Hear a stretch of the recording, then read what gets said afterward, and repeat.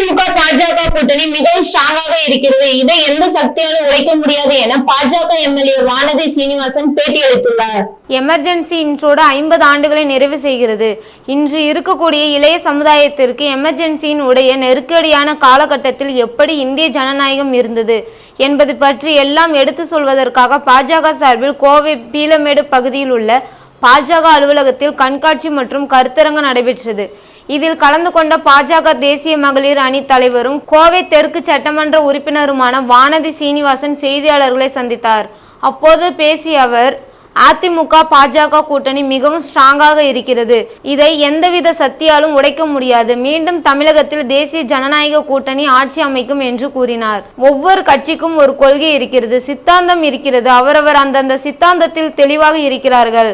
திமுக மீது விடுதலை சிறுத்தைகள் எத்தனை முரண்பாடுகளை வைத்து இருக்கிறார்கள். ஆனால் அனைவரும் கூட்டணியோடு தான் இருக்கிறார்கள். அதை பற்றி எல்லாம் யாரும் பேசுவதில்லை. ஆனால் அதிமுக பாஜக என்றால் உடனே விரித்தாள் என குறிப்பிடுகிறார்கள். திமுக வீட்டுக்கு போவது உறுதி என கூறினார். பாரதிய ஜனதா கட்சி சார்பில் மாநாடு நடத்தவில்லை. மாநாட்டில் கலந்து கொண்டு சரிக்கிறோம்.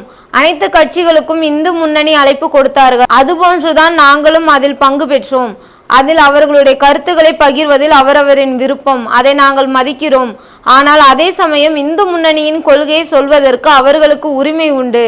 இதை நாங்கள் புரிந்து கொள்கிறோம். அதனால் எங்களுக்கு எந்த முரண்பாடும் கிடையாது என கூறினார். அதிமுக தலைமையில் இங்கு ஆட்சி நடக்கும் என அமித்ஷா கூறியிருக்கிறார்.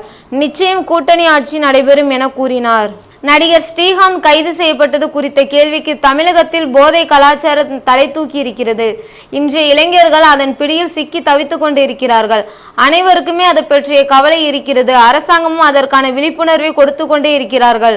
ஆனால் இதை தாண்டி இதற்கு என்று தனியாக அமைப்புகள் இருந்தாலும் கூட அவர்கள் இந்த போதைப் பொருள் கலாச்சாரத்தை முற்றிலுமாக ஒழிக்க வேண்டும் என்று கூறினார். முன்னாள் மத்திய அமைச்சர் நீலகிரி பாராளுமன்ற உறுப்பினர் ராசா எப்பொழுதுமே தன்னுடைய தரைக்குறைவான பேச்சின் மூலம் கவனத்தை ஈர்ப்பவர். மத்திய அமைச்சரை மிக தரைக்குறைவாக விமர்சித்து இருக்கிறார். இதை நாங்கள் கடுமையாக வன்மையாக கண்டிக்கிறோம். அரசியல் ரீதியாக ஆட்சி ரீதியாக எந்தவித விமர்சனத்தை வேண்டுமானாலும் முன்வைக்கலாம். ஆனால் தனி மனித விமர்சனத்தை முன்வைக்க கூடாது. இதை தொடர்ந்தால் எங்களுடைய தொண்டர்களின் விமர்சனங்களை யாராலும் தடுக்க முடியாது என தெரிவித்தார். எமர்ஜென்சி இன்றோடு 50 ஆண்டுகளை நிறைவு செய்கிறது.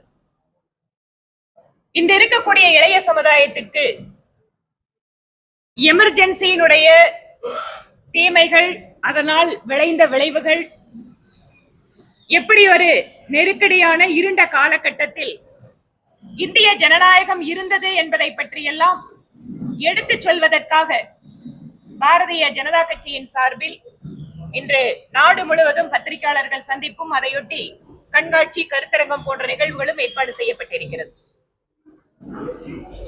50 ஆண்டுகள் எமர்ஜென்சி அறிவிக்கப்பட்டு நிறைவடைந்திருக்கிறது என்றால்,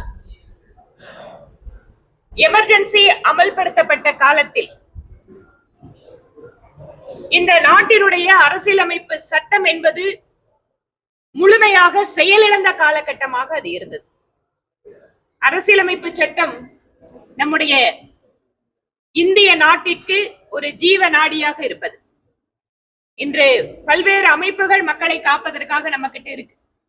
நீதித்துறை இருக்கு, நிர்வாகம் இருக்கு, மக்களால் தேர்ந்தெடுக்கப்பட்ட பிரதிநிதிகள் இருக்காங்க.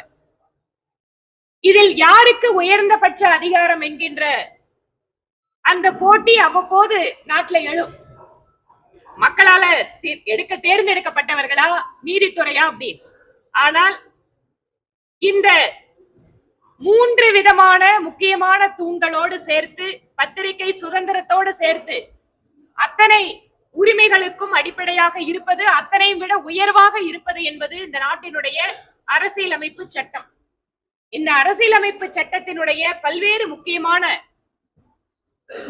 குடிமக்களுக்கு கொடுக்கப்பட்டிருக்கக்கூடிய உரிமைகள் பறிக்கப்பட்ட காலம் எமர்ஜென்சியினுடைய காலகட்டம். கிட்டத்தட்ட 21 மாதம் இந்த நாட்டிலே நெருக்கடி நிலை அமலில் இருந்தது. நம்மளுக்கு இருக்கிற நிறைய பேருக்கு 50% பேருக்கும் அப்படின்னா அன்னைக்கு எப்படி இருந்திருக்கும் அப்படின்னு நம்ம ஒரு கற்பனை தான் பண்ணி பார்த்துக்க முடியும், புத்தகத்துல தான் படிக்க முடியும். இந்த நெருக்கடி நிலை காலத்தில் இந்த நாட்டில் மீண்டும் ஜனநாயக உரிமைகளை கொண்டு வருவதற்காக போராடிய, சிறை சென்ற தங்களுடைய வாழ்க்கையை இழந்திருக்கின்ற எத்தனையோ தியாகிகளையும் இந்த நேரத்தில் பாரதிய ஜனதா கட்சி நினைவு கூறுகிறது. அந்த விதத்தில் பாரதிய ஜனதா கட்சியினுடைய முன்னோடியான ஜனசங்கம், ஏனென்றால்